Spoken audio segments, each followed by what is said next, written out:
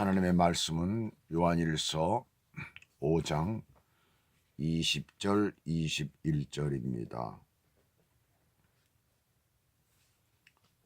또 아는 것은 하나님의 아들이 이르러 우리에게 지각을 주사 우리로 참된 자를 알게 하신 것과 또한 우리가 참된 자 곧 그의 아들 예수 그리스도 안에 있는 것이니 그는 참 하나님이시오 영생이시라. 자녀들아 너희 자신을 지켜 우상에게서 멀리하라 라고 이렇게 오늘 마지막을 얘기를 하고 있습니다. 요한일서 5장 이제 마지막 절까지 우리가 함께 봤는데, 여기서 보게 되면은 20절에 또 아는 것은 하나님의 아들이 이르러 우리에게 지각을 주사, 예수 그리스도께서는 우리에게 오셔서 지각을 주시고 하나님을 알게 하신다라는 그런 말이 되죠. 어떤 지적인 관념에서 나오는, 어떤 지적인 것에서 나오는 그런 피상적인 어떤 깨달음이 아니라, 이 말은 무슨 얘기냐면 체험을 통하여 체득하는 어떤 그 영적인 이해력을 여기서 말을 하고 있습니다.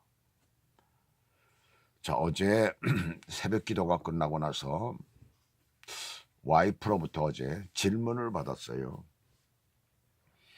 하나님으로부터 난 성도가 죄를 범한다는 것에 제 설명이 부족했는지 미흡했는지, 언젠가 교회에서 히브리서 6장 4절에서부터 6절 강의를 할 때에 임신과 출산에 관한 그런 설명을 했었지 않느냐라고 하면서 이렇게 질문을 해서, 그래서 오늘 덧붙여서 히브리서 6장 4절에서 6절 거기서 말씀하고 있는 것을 오늘 말씀을 드리려고 합니다. 그리고 오늘 이 본문을 읽은 내용은 내일 할까 그런 생각을 하고 있어요.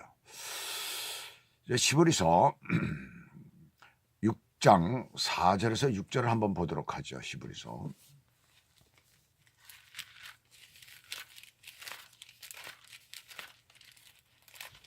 6장 4절에서 6절 제가 읽어드리겠습니다. 한번 빛을 받고 하늘의 은사를 맛보고 성령에 참여한 바 되고 하나님의 선한 말씀과 내세의 능력을 맛보고도 타락한 자들은 다시 새롭게 하여 회개하게 할 수 없나니, 이는 그들이 하나님의 아들을 다시 십자가에 못 박아 드러내놓고 욕되게 함이라 라는 그런 그 성경 구절이 되는 거예요.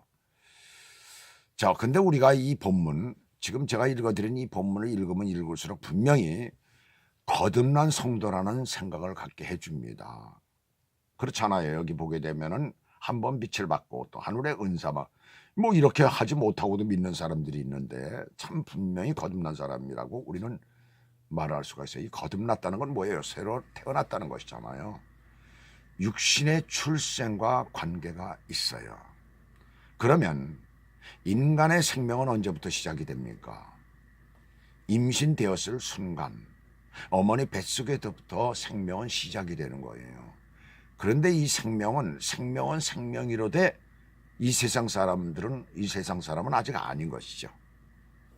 자, 어디에 있는 것입니까? 어머니 뱃속, 자궁 속에 있는 것이죠. 이 자궁이라는 말은 히브리어로 라함이라는 그런 말인데, 라함이라는 말 속에는 하나님의 자비와 긍휼과 사랑과 관심의 의미가 포함되어 있어요. 그러니까 처음 임신이 되었을 때 아주 작은 세포의 만남에서 시작이 되지만은 어머니의 사랑과 관심 속에서 조금씩 형성이 되어져 갑니다. 어디에서? 자궁 속에서. 이와 흡사하게 새신자도 히브리서 6장 4절에서 말씀하듯이 한번 비침을 얻고 시작이 되는 거예요. 그리고 하나님의 사랑과 관심 속에서 교회 생활을 시작하게 되고, 또한 교회 안에서 다른 사람의 믿음과 생명력의 영향과 함께 조금씩 자라나게 되는 거예요. 사도 바울은 갈라디아서 4장 19절에서 나의 자녀들아 너희 속에 그리스도의 형상이 이루기까지 다시 너희를 위하여 해산하는 수고를 염두에 두고 해산하는 수고를 하노니라고 이제 이렇게 말씀을 하고 있습니다. 그것을 염두에 두고 뭐의 출산과 염두에 두고서 이렇게 말씀을 하고 있어요.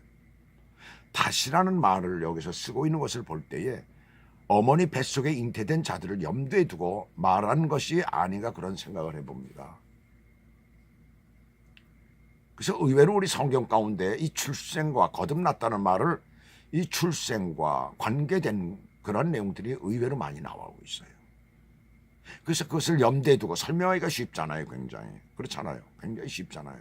그래서 그렇게 말한 것 같습니다. 그래서 잉태되어져 있는 것은 신생아가 아닙니다. 출생, 해산이 된 거 아니죠. 즉 완전히 거듭났다라고 이렇게 말할 수가 없다는 얘기입니다. 잉태되어졌다는 얘기예요. 그런 사람들이 많이 있다는 얘기입니다. 교회 안에. 생명은 생명이로되 이 세상 사람은 아직 아닌 것이에요. 그러면 잉태되어 있을 때 뱃속의 아기는 언제 위기의 순간이 만날까요? 언제 위기가 닥쳐올까요? 처음 임신되었을 때는 위기의 순간이 아닙니다. 이 뱃속의 아기. 그러나 몇 주가 지나면서 위기가 도사리고 있죠. 어머니의 그 영양분을 거절한다든가, 그래서 제대로 받지 못한다든가, 또는 바이러스의 위험을 받는 그런 공격을 받는 경우였죠. 또 어떤 외부의 충격을 받는 그런 경우가 있어요. 그때 위기를 맞을 수가 있는 거예요. 그것을 이겨나가지 못하면 유산이 되는 것입니다. 마찬가지로 말씀과 믿음이 처음 만나는 때가 결정적 위기의 순간은 아니에요. 우리가 은사를 받았다라고 하더라도 그것이 말씀과 만나야 되는 거죠. 만나가지고 시작이 되는 건데 그게 결정적 위기의 순간은 아니라는 거예요. 이것은 임신이라는 것이 처음 시기이기 때문이에요. 처음 시기. 우리가 임신으로 얘기를 하면 그것이 처음 시기이기 때문에 그렇습니다. 이때 신생의 가능성이 발달되는 거죠. 그러나 결정적 위기의 순간은 한 개인이 자신의 뜻과 욕망에 반대되는 주님의 뜻에 스스로를 희생하고 순종할 것을 요청받았을 때입니다. 이것이 위기예요. 이것이 바로 출생의 또한 참된 순간이 되기도 하는 것입니다. 만일 우리의 주님이 되시는 그리스도께 순종하기를 근본적으로 거부하면은 이것이 곧 유산이 되는 것입니다. 마태복음 16장 24절에 보시게 되면 예수님께서는 아무든지 나를 따라오려거든 자기를 부인하고 자기 십자가를 지고 나를 쫓을 것이니라 라고 말씀을 하셨어요. 한마디로 타락한 자들은 믿음의 확신과 순종이 없기에 유산이 된 것이에요. 그러니까 한마디로 타락한 자들은 이런 많은 은사를 받고 또 비침을 얻었고 또 뭐라고 그랬습니까? 성령에 참여한 바 되고 하나님의 선한 말씀과 내세의 능력을 맛봤다라고 하더라도 그것이 완전히 거듭났다라고 할 수가 없는 거예요. 왜요? 믿음의 확신과 순종이 없으면 아니라는 얘기입니다. 이게 믿음의 확신이 있어야 된다는 얘기고 또 순종해야 된다는 얘기죠. 내게 요청받았을 때 그것을 그대로 받아들이는 것이 바로 순종이요 믿음이 되는 것이에요. 하나님의 은혜와 사랑을 거부하는 고의적인 죄, 자기 결정적인 죄가 되는 거예요. 자, 천사가 최초로 타락을 했다고 그랬잖아요. 그것도 똑같잖아요. 자기 의지적이고 고의적이고 자기 결정적인 것이잖아요. 그것이 똑같이 우리가 처음 예수 그리스도를 만나고 어떤 체험을 하게 되고 이랬다 하더라도 역시 그것이 우리에게도 똑같은 경우가 그렇게 오게 된다는 얘기입니다. 그 마음속에 예수 그리스도의 사랑과 확신이 없는 것이에요. 이렇게 유산된 자는 다시 새롭게 하여 회개할 수 없다라고 했어요. 그래서 타락한 자들. 그래서 오늘 요한 1서에서 계속 그동안에 말씀한 것 중에 타락하는 자가 나온다고 그랬잖아요. 교회 안에 성도들 간에도 하나님을 떠나는 자가 있다고 그랬잖아요. 바로 그런 경우를 얘기하고 있는 것입니다. 그래서 이 부분을 우리가 확실히 좀 알아야 되는 거예요. 그래서 오늘도 우리는 그래서 그리스도에 대한 확실한 믿음 안에 하루를 사시기를 축복합니다. 감사합니다.